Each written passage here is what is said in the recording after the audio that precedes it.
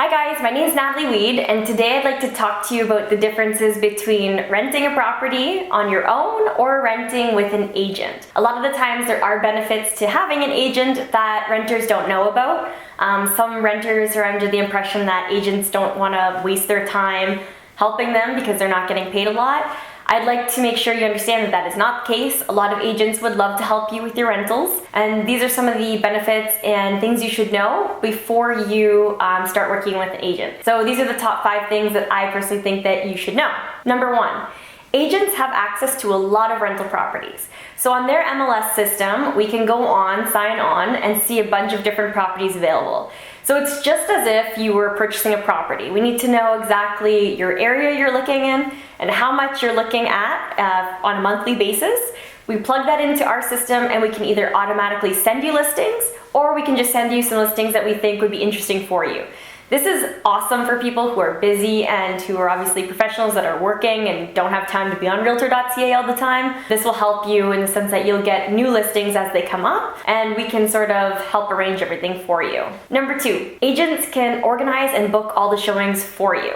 So if you tell us which properties you want to see, give us a date, we can usually go out and see a couple properties that are rentals. It's a lot easier for people. It just helps them, be able to go and see multiple properties at the same time and not have to deal with a whole bunch of different people who are meeting them at properties and, maybe late, maybe early. It helps a lot to have an agent who is sort of in control of the evening and can make sure that you're at your appointment by the time that they have booked it for. Number 3, agents get paid by the landlord. So if you're looking to work with an agent, but you're thinking, I don't know, it could be a little bit expensive for me, as a renter, you really don't have to worry about the commission. The commission is paid by the person who is leasing out their place. Now, if you do sign a buyer representation agreement, you might be under contract to make sure that the agent gets paid in the event that you find a condo that doesn't offer agents commission. This is rare, especially when you're working on the MLS, but it's good to make sure that you understand that ahead of time before you sign anything. Just make sure you understand what commission structure is expected and what expenses you might be incurring in the worst case scenario. Number 4, the rent that is listed can often still be negotiated. Now, a lot of people don't really want to take the time to negotiate on the rents, and by that I mean the client doesn't always want to negotiate on the rent. Sometimes they think well, it's only $25, it might just be $50, $100. Over time, that does add up. So it's always good to try and maybe shave off a little bit of money off the top, especially if you're going to be responsible for all the utilities and appliances and everything that you need to worry about as far as extra expenses per month. It's just good to try and save money where you can. Now, a lot of the time, hot water tank rentals, maintenance fees are not paid by the renter.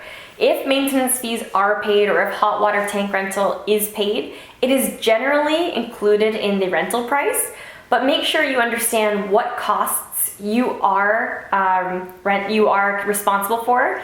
And this is a huge benefit to having an agent, because an agent can sort of go through with a fine-tooth comb and make sure you understand what you're paying for. And if anything's unreasonable, they can always try and argue on your behalf why you shouldn't pay for it. This is one of the things that's really good about using an agent, because we can go through it with a fine-tooth comb and just sort of try and see if there's anything you shouldn't be paying for, and then try and negotiate on your behalf to take that expense off of your plate. Number 5, it's always good to discuss with your agent the difference between your payments if you chose to buy or if you chose to rent. Now, a lot of people, when they're renting, they don't understand that the rental price they're usually paying is often equivalent to a mortgage.